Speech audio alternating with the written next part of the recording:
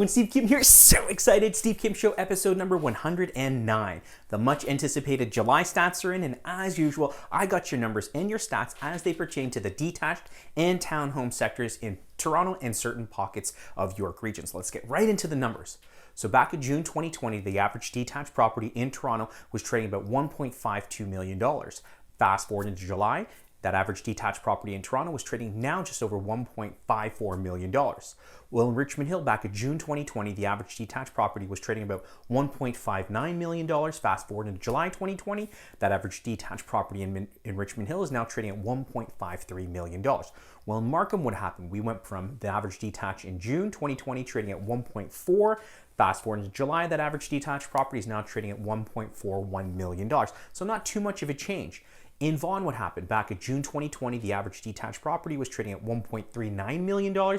Fast forward in July 2020, the average detached property in Vaughan is trading at $1.38 million. Now, months of inventory, this is a really important statistic to pay attention to, because across almost all detached markets in Toronto and York region, we have seen months of inventory drop.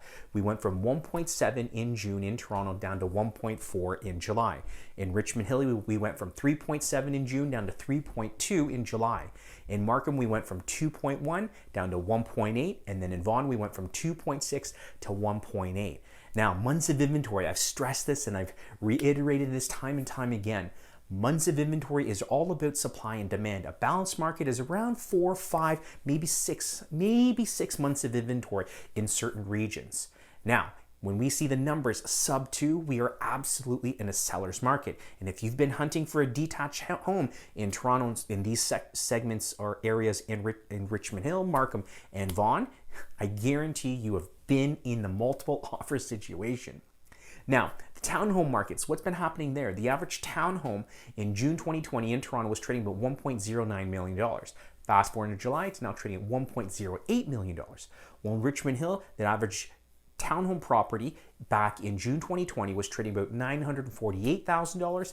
In July 2020 is trading now at just over $925,000. So a little bit of a dip. Well, in Markham, what happened? Markham, we saw quite a big increase month over month. In June, we went from just over $880,000 for the townhome property. And then into July in Markham, we shot up to just over $921,000 for the average townhome property. Well, in Vaughan, what happened? Not too much of a difference. In June, we went from just over $927,000. And then in July, again, just over $927,000. So no change there. Now, months of inventory, what happened? I'm sure you can guess. I'm sure you can predict what happened. In Toronto, in June, we are 1 month of inventory. 1 month of inventory for the average townhome property. In July, we got down to 0.9. So absolutely a seller's market in Toronto for townhome properties. Richmond Hill, we went from 1.7 down to 1.5. In Markham, we went from 1.6 down to 1.1. And then in Vaughan, we went from 2.1 down to 1.5. So across the detached and townhome markets in Toronto, Richmond Hill, Markham, and Vaughan, we are absolutely in a seller's market. Now, year-over-year price change, this is a really important statistic to pay attention to. So in Toronto, the average detached property back in July 2019 was trading about $1.23 million. And like I just shared with you, that average detached property is now trading just over $1.54 million. That's a 25% increase year over year for the average detached property in Toronto. Let that number sit with you.